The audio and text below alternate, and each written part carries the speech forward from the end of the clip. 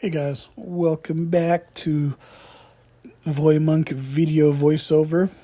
And the thing that inspired me about this video voiceover is kind of my last video voiceover where I was thinking about talking to myself. I know that seems laughable, obviously. What is talking to yourself? What does that mean for me? What is that? Is that something that I do? Yes, I talk to myself. I do remember growing up, my mom would say, "It's okay to talk to yourself, but when you start answering yourself, that's that's when you may have a problem. When you start answering yourself, when you start answering your own questions." And I certainly don't think that that's true. I talk to myself, and yes, I even do answer myself. But I don't have any belief that I'm talking to someone else or have an imaginary friend. I just think, for me, I think I chalk it up to having my conscious and subconscious. And, there's a two parts of me. I mean, and the best way that I think for me that I can explain that is that there are your intentions and the things that you want to do, things that you think that you should have that maybe you shouldn't.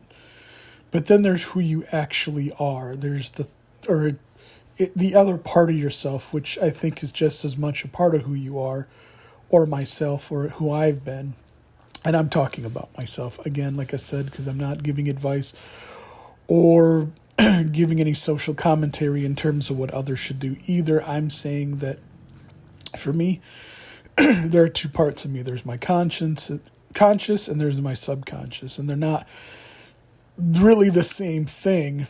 And it's taken me a lot of years to really get to know myself. And getting to know myself is getting to know that there are those two parts of myself. And I can't say that that applies to everyone. I don't know everyone else's experience. I know mine. But I do think that when it comes down to the thing that you think that you want, ideas and aspirations or inspirations or whatever, then there's where you're at. I have major anxiety and depression, ADHD, avoidant trait, schizoids, and I think a few others, and short-term memory problem. These are who I am. I'm an introvert. I have high anti-anxiety disorder. Stems from a lot of things that's just a part of who I am. My ADHD, I think, is a part of me that is the mind that is always racing.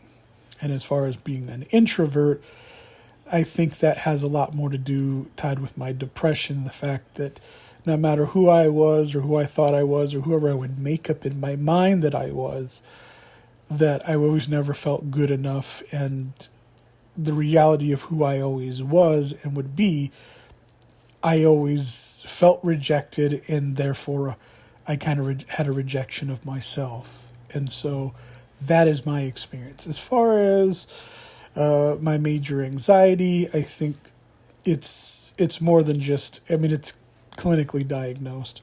So is my major depression, but depression is about the past, anxiety is about the future, I think, as near as from what I've gathered in the years that I've been on this planet. And so, like I said, I think for the most part, there's the conscious and the subconscious part of myself, and in ways that I've tried to reconcile those things. I think my conscious self is always trying to avoid certain pain and things that I've gotten used to that makes me depressed and gives me anxiety. And I think that subconscious part of me says, "Hey, you got to deal with this. This is the reality. This is what you can expect." And again, that's part of my depression. So that's what I describe myself, what I deal with as far as the, talking to myself and answering myself part. Yeah, I think that's kind of a part of the negotiating, the difference between what I should do and what I want to do, what I what I want and what I think I want, what I need and what I think I need, what I want or what I want to need. It gets confusing. And I think I think it's something that a lot of people deal with.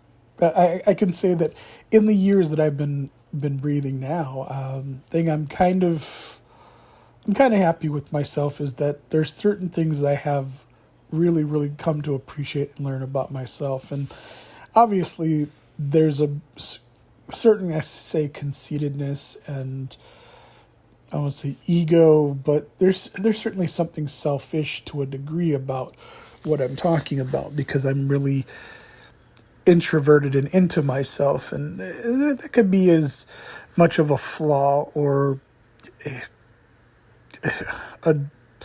a net positive maybe. I'm not sure. I guess it really just depends on who you are, where you sit, and how you experience it from individually to someone else. But for me, it's I'd say of all the things and the problems that I've had and life has given me, and then I've reacted and made choices to. I would say the thing that I am proud of is that I have learned to discover myself being an introvert and being someone who's ultimately inside my own mind quite often, even to my own detriment. But I can say, in contrast to the way I feel towards others, is that I kind of see a lot of people as confused, especially those who maybe haven't had those kinds of experience, whether they're younger or older. And so I think one of the things that I've noticed is that, like, for example, online, in the rare cases that I've tried to make a connection or learn about people and things like that, one of the things I like to do, and I think it's kind of a faux pas now because of the digital age that we live in, is to kind of ask people about themselves. 21 questions. What is your favorite drink? What is your favorite food? Who's your favorite captain of the Enterprise? What's your favorite color? What's your favorite movie or band or film? And I've always noticed that when it came down to, asking those questions, usually if there were females, they'd almost never know. Or they never want to whittle it down to something that, they don't want to be placed inside a box. And I get that. I understand, especially being younger, that you want to be flexible because maybe the worst thing that you can imagine is to put yourself in something that you can't get out of and be stuck. I get that. But I think at the same time, over the years, I've kind of started feeling that way. And later on, it's like, how do I really define myself anyways?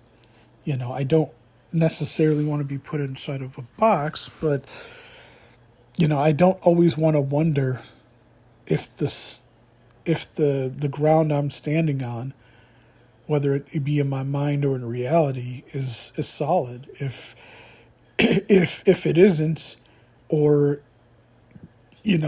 I'm in a place that I'm unaware of, I'd like to fix that. I'd like to change that. I'd like to know, if I'm going to drink Coca-Cola and it's bad for me, how bad is it for me? How bad is it going to get?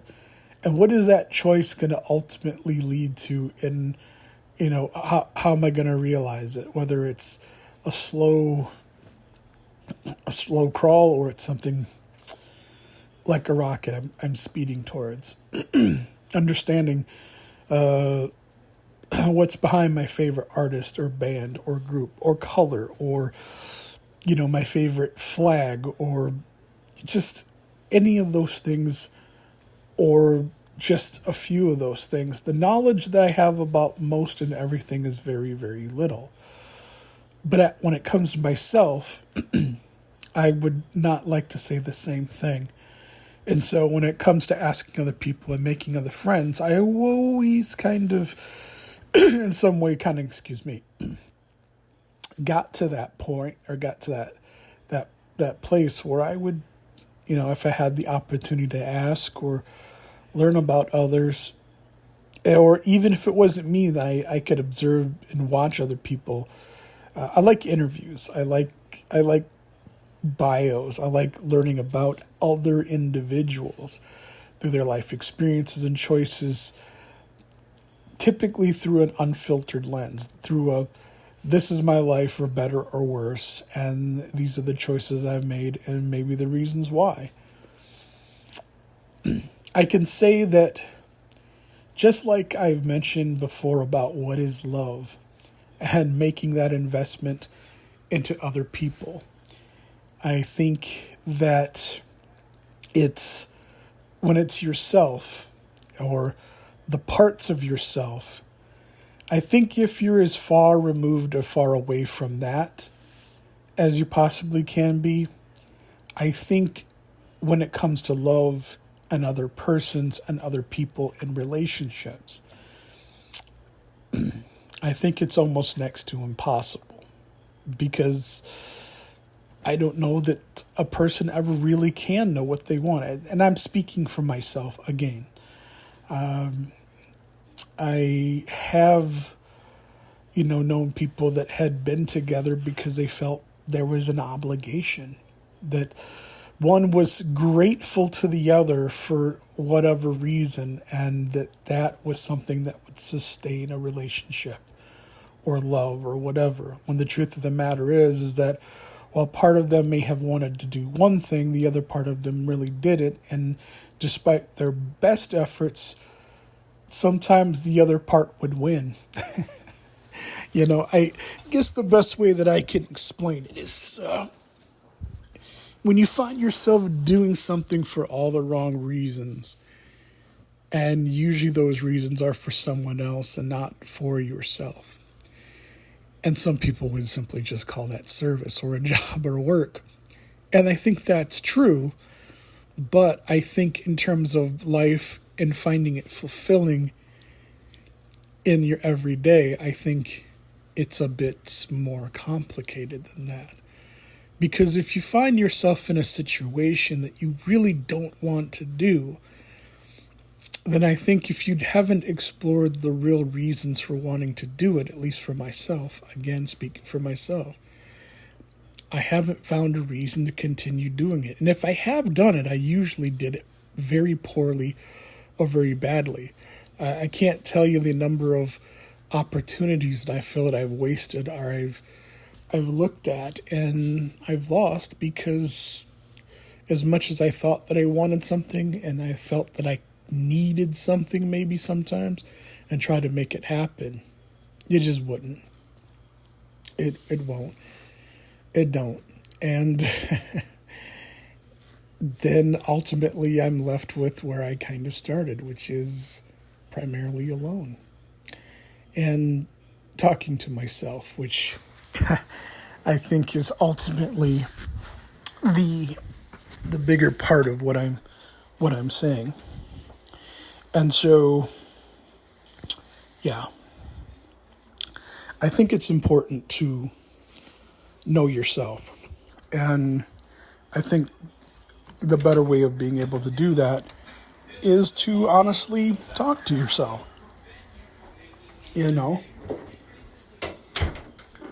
Get the real information as to why you do things. Maybe ask yourself and answer yourself. Even if it's something, I think, as little as asking myself, what is my favorite color? What is my favorite food? What is my favorite movie? What is my favorite music? Why is it my favorite music?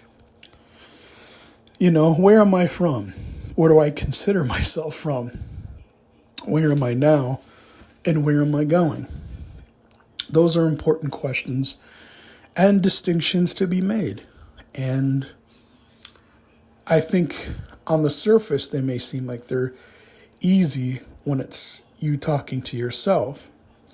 But the truth is that if you want to go even deeper as far as what are the things that I want, right? Job, love, money. I realized that sometimes, especially when I was younger, I was always kind of clung to circumstances. Well, if I won the lottery, and who of us hasn't had that conversation, right? If I won the lottery, I could slow time to a crawl, right? I could take the time to do whatever I wanted. And I think that's the freedom. That is the lure that I think inspires a lot of people. I mean, some people, want to be a rock star, or they want to lead the world, or be a rock star astronaut, scientist, or something, doctor or other. Be famous and be loved and have the variable pick of the best of everything. And, but then to ask yourself why. And what does that mean? And what does that mean? And what will you do to get it, or even come close to what it is that you really want? I think that there is what makes talking to yourself actually pretty valuable. And I guess some people say, like the song by Nirvana, I found my friends and they're in my head. That's not a word for word quote, but, I think at this age, being in my 40s, being able to come to that reckoning is more than just a little difficult.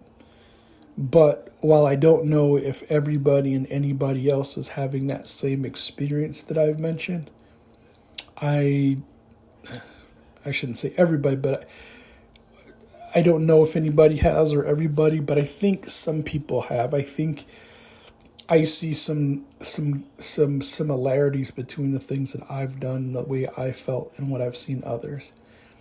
And so, for me, that's what talking to myself really means. And when I say talking to myself, I don't necessarily mean vocally having a conversation as if I'm sitting in the other chair or my subconscious or anything like that. But I think that as much or as often as it's probably downplayed, I think it's important. I think that who you are and finding out who you are is something that is really quite valuable and quite important. And I think if you ignore it, if you think that it's not important, I think for at least myself, when I haven't taken what I'm talking about very seriously, I've noticed that I tend to somehow sabotage myself when it comes to taking certain actions or doing things that I think that I can do because I, again, consciously want them.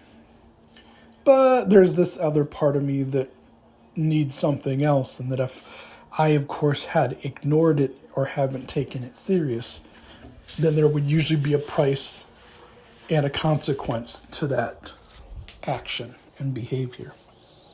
And so, yeah, it's important. And I think that without actually acknowledging it, I think it's one of those things that, at least in my years coming now, has definitely been the type of thing that if I could do differently, I would have had more of those conversations with myself. And I would have taken them a bit more serious. Because the other truth about who I am is that other part of myself. The subconscious as well as the conscious. And I think some of the people that are truly the most successful, and however in every way that I think that can mean, are those that, for better or worse, are in tune with their nature and who they are to a way and a degree that many other people just cannot be. And I'm not saying that all of those reasons start and or finish the exact same way, but Yeah. What do you want? What do you really want? What do you need? And more important than what you just need, how do you want to get those things? And what does it mean if you do or you don't? That's what I ask myself. That's not what I'm asking you or asking anyone else, but that is definitely the point of talking to myself. And I also want to point this out is that sometimes you're not gonna, at least to me, I've always liked the answer that I've given myself. I think primarily, I think people run into this when they maybe are at the end of a marriage, getting divorced, or maybe a relationship. I love her. They've been with me, and they've given so much, and I've maybe given so little, which some people will use as a reason to go, well, I don't really want to do this, but I'm going to do this because doing something that I don't like somehow it proves something in terms of sacrifice or whatever, and maybe they'll see it and they'll respond accordingly. And I think when sometimes it ultimately doesn't get realized by oneself or by others, the end result can be disastrous. So this is I want to say kind of a complimentary to the what is love question, in terms of the song by Hathaway, What is Love? I I think there's very few things that are talked about as much or as few movies, anything you can think of when it comes to art. There's very few things that are not totally saturated with that idea in question. But I will say this. There's very, very, very little in terms of, I want to say, someone's self-worth, self-identity, and finding out who one is, aside from maybe, a self-improvement courses or coaching or something like that. And I think along with being healthy in terms of physically, eating right, getting square meals, I think your brain is absolutely a part of your body, and your mind is part of who you are. And I think the training and I think the health of that is just as important, if not more important, as anything else. And, my life, which this is about me, is that in this video voiceover, is that sometimes the best help that I've ever gotten, or the best help I've had, is by talking to myself and figuring out who I am as best I can. And I think my only regret with that is just not taking it more serious and doing it sooner. So that's my experience. If you talk to yourself, I'm kind of curious what maybe you say, what other people say when they talk to themselves, what other kind of conversations or experiences that other people have had. Like I said, I love biographies. I love learning about other people. I love hearing about genuine, real experiences. And being in 40s, being an Xer, growing 80s and 90s, I think back at those times as magical. And they weren't probably as magical as I think of them now versus then. But yeah, I think that's the one thing I do miss about the 80s and 90s to a degree, is that it was very much what I felt about self-reflection. And more than just about who you wanted to be for someone else or be with someone else, but learning what it means to be human, to be alive, to want to be fulfilled.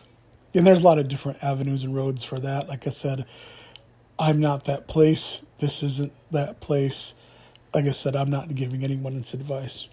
But I love hearing about other people's experiences and passions for life itself. So if you want to share, please do so. Make a video, make a comment, subscribe if you would. That'd be cool. Give a thumbs up if you like this, and I would definitely appreciate it. So until my next video voiceover or anything else, take care.